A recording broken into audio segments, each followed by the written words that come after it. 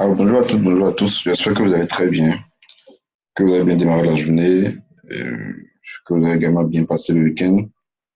Bon, chez nous, au Bénin, voilà, la situation dans laquelle on se retrouve, où on coupe la connexion pour tout un pays. Donc, ce qui a fait que hier, on n'a pas pu faire la revue de marché hebdomadaire. C'est quand même dommage. J'espère vraiment que ça ne se reproduira plus, puisque vu les enjeux économiques et divers, bref, on espère vraiment qu'il n'y aura plus ça. Vous imaginez si c'était en semaine, que ça allait causer sur le marché, en tout cas pour les Béninois qui sont sur le marché, qui font du trading.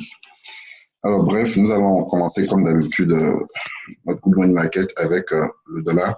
Je commence d'abord avec le dollar index, le DXY. Alors, le DXY, comme on l'avait dit la dernière fois, le DXY a cassé sa résistance que nous suivons depuis pas mal de temps, c'est-à-dire les 97,11. D'accord? Cette résistance a été cassée, nous avons une accélération et là, nous sommes en train d'assister à une correction et c'est normal. D'accord? Puisque si j'ajoute Ishimoku, vous voyez que la Tekken est encore loin du prix, donc c'est normal que le prix retrace pour revenir à contrer la Tekken.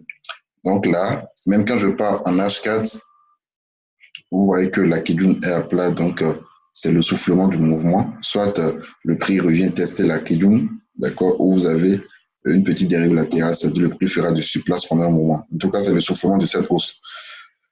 Alors, qu'est-ce que nous allons chercher à faire? Là, déjà, on peut attendre, si on doit trader le DSY, bien sûr, attendre un retour des prix sur la Kijun ici pour voir si nous aurons formation d'un chandelier de retournement, d'accord, ce qui va coïncider avec ça dit un pullback, d'accord? Ça peut revenir tester et la Kijun est reparti en même temps, ça dit et aller directement chercher également la résistance que nous avons tracée ici avant de repartir, peut-être laisser une mèche. Toutefois, nous allons surveiller ce scénario-là, c'est-à-dire attendre un chandelier de retournement au niveau de la Kijun ici pour pouvoir prendre une position d'achat. Alors, c'est pareil avec l'euro-dollar. L'euro-dollar a cassé la zone que nous suivons depuis pas mal de temps, les 11,80. D'accord? On avait même pris la position depuis ici, je pense, la semaine passée. Le TP, c'était 11,80, ça a été touché. Bon, ça a même cassé violemment, c'est aller chercher les 11,10. Alors, là, on ne peut pas prendre position de vente. C'est vrai que la tendance reste baissière, mais comme on l'a dit, comme on le dit toujours, il faut chercher des points d'entrée à la baisse, dans une tendance baissière, mais de bons points d'entrée. Alors là, nous allons attendre, d'accord, la correction. Là également, vous voyez les 50% de retracement, là, le plat qui vient ici, aller chercher le plat Kijun, d'accord, ou carrément la résistance spéciale que nous avons tracée. Ça peut coïncider, c'est possible. Et n'oubliez pas, vous avez vu cette zone de support, d'accord, va maintenant devenir une zone de résistance. Donc, c'est un peu comme un pullback également, comme ce que nous avons dit sur le dollar, le DXY. Donc, la tendance est baissière. Nous allons chercher des points d'entrée à la vente. Autour des prix sur la résistance baissière ici sera un très bon point d'entrée, d'accord, pour aller chercher encore les 1,10. Si cassure, je vous l'ai dit, je ne vais pas prendre position d'achat, je vais plutôt attendre un bon point d'entrée pour pouvoir prendre la vente sur l'euro USD. Voilà. Donc, nous avons quand même des chandeliers de retournement, vous voyez, ici. Donc, ça peut vraiment partir à la hausse. Donc, nous allons attendre pour trouver le bon point, le meilleur point d'entrée de vente avant de rentrer dedans. Puisque vous voyez, la tendance reste globalement baissière. D'accord? La tendance baissière sur USD. Donc, mieux vous chercher des points d'entrée à la vente dans cette tendance-là. Alors, je continue avec l'USD CAD. Alors, l'USD CAD, on avait parlé de ça la dernière fois avec les étudiants du WAGA. On avait d'abord parlé, je vais d'abord lever Ishimoku. D'accord, de cette tendance haussière, on a eu épaule tête épaule, cassure, pullback, accélération, consolidation au sein de ce rangé, de ce triangle symétrique. D'accord. La semaine passée, nous avons eu la cassure par le haut du triangle, c'est-à-dire la cassure de la bande supérieure du triangle. Nous avons eu une forte accélération haussière. Et je disais tantôt que après une forte accélération haussière, il est toujours préférable d'attendre une correction du prix. Et c'est ce que nous sommes en train d'avoir actuellement. D'accord. On avait ajouté les retracements de Fibo la dernière fois et on attendait, d'accord, le prix sur les 50%. Voilà. 50%, ce niveau-là. Je crois même que c'est un peu plus haut. Voilà. Sur ce niveau-là, 50%, c'est ici. Donc, les 1,34, 27, je pense, c'est un 34, 27. Donc, voilà. Donc, on attend le retour des prix ici. Ça peut toutefois coïncider avec le support aussi qu'on a tracé ici. D'accord? Je vais en acheter rapidement pour voir. Donc, les 50% sont à ce niveau. Ça peut coïncider avec. Là, actuellement, le prix est sur les 0,38. Donc, nous pouvons venir chercher les 50% sur ce niveau. Là, ce sera un très bon point d'entrée. Ça va coïncider, un, avec les 50%, deux, avec la borne supérieure qui a été cassée, qui va maintenant jouer le rôle de support, et de trois, avec ce support aussi que nous avons tracé. Donc, ce sera un très bon point d'entrée à l'achat. Donc, c'est un plan que je vais vraiment surveiller au cours de la semaine sur l'USD-CAD.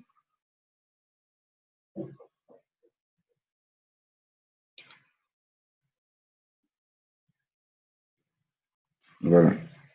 Et si j'ajoute Ishimoku, vous voyez également ici, la Kijun s'est mise à plat, mais là, la Kijun est déjà en train de repartir. Donc, ça peut ne pas forcément revenir sur les 50% et repartir également. Parce que la Kijun, là, est déjà en train de repartir à la hausse. Donc, je crois quand même que les deux points d'entrée, c'est soit le retour des prix sur ce niveau, soit ça casse le plus haut que nous avons eu, et là, nous allons entrer dedans pour aller chercher des objectifs un peu plus hauts, comme les 1,35, 70. Le plan à la vente, c'est carrément la cassure de ce support aussi que nous avons tracé. D'accord? C'est juste pour prendre une correction, parce que la tendance de fond est haussière. Dans ce cas, on peut chercher à prendre une petite vente pour aller prendre une correction. Voilà. Alors, on avait également parlé de GBP, JPY. GBP, JPY, voilà, qui est en train de partir, c'est magnifique.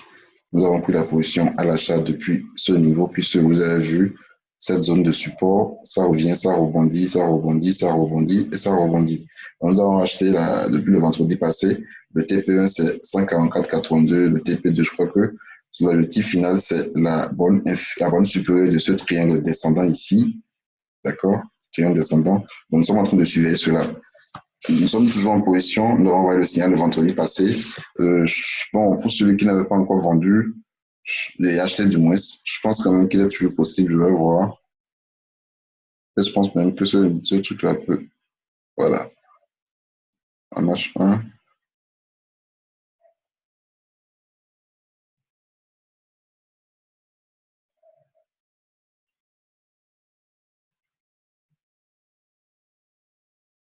Voilà. Donc, attendre la cassure de cette petite résistance baissière pour pouvoir prendre la position. Pour celui qui n'avait pas encore acheté, bien sûr. Donc, voilà. GBP, alors, je vais finir avec le gold. Le gold, je vais parler de ça la dernière fois, je pense. Le gold, tendance toujours baissière, et haussière du moins, d'accord, tendance de fond reste haussière, n'oubliez pas. Nous, on attendait le prix sur ce niveau pour prendre le rebond pour acheter, mais bon, le prix n'est pas revenu, c'est en train de partir. Toutefois, le prix s'est arrêté sur les 50% de FIBO, ce niveau-là. Je vais vous montrer, et si je prends ce mouvement d'ici à ici, d'accord? Voilà. Exactement sur les 50% de FIBO, là, c'est en train de se retourner. D'accord. Alors, j'avais tracé également ce petit support. C'est parce que n'oubliez pas, avant même de commencer cette revue de marché ce matin, j'avais déjà enregistré une revue, mais bon, le son n'était pas du tout bon. J'avais même déjà envoyé ça sur la chaîne YouTube, mais j'avais fait un mauvais réglage côté son, donc je suis en train de reprendre là actuellement. Voilà. Donc, j'avais déjà tracé sur cette résistance, c'est-à-dire sur les 50% de retracement de FIBO. Donc, je disais tantôt qu'on pouvait prendre la vente sur ce niveau, depuis ce niveau-là, ou carrément attendre le support aussi, c'est-à-dire attendre la cassure de ce support aussi là pour pouvoir prendre une position de vente. Donc, voilà le plan sur le gold. Je crois que je vais vraiment suivre ce plan-là. Parce que bon, il est fort probable qu'on aille chercher ce support aussi, des H4. D'accord, ça peut toutefois revenir ici, mais avant, il faudrait d'abord traverser cette zone ici, d'abord. Donc, voilà le plan. Donc, n'oubliez pas, si vous avez des paires dont vous aimeriez avoir des plans, vous pouvez nous écrire inbox, d'accord? Et on va vous envoyer les analyses dans le canal Telegram. Vous avez là le numéro en bas, juste en dessous de la vidéo. Vous dites juste la paire sur laquelle vous aimeriez avoir une analyse pour la journée, intraday ou bien swing ou scalp. Bon, intraday ou swing, bien sûr. Et on vous envoie cela dans le canal Telegram. N'oubliez pas également que la prochaine vague de formation pour le Bénin, c'est le 13 mai. D'accord? Pour le Burkina, c'est en juillet, nous allons définir la date très bientôt. Et n'oubliez pas également de vous abonner à la chaîne et de partager la vidéo. Passez une excellente journée et bon début de semaine à vous.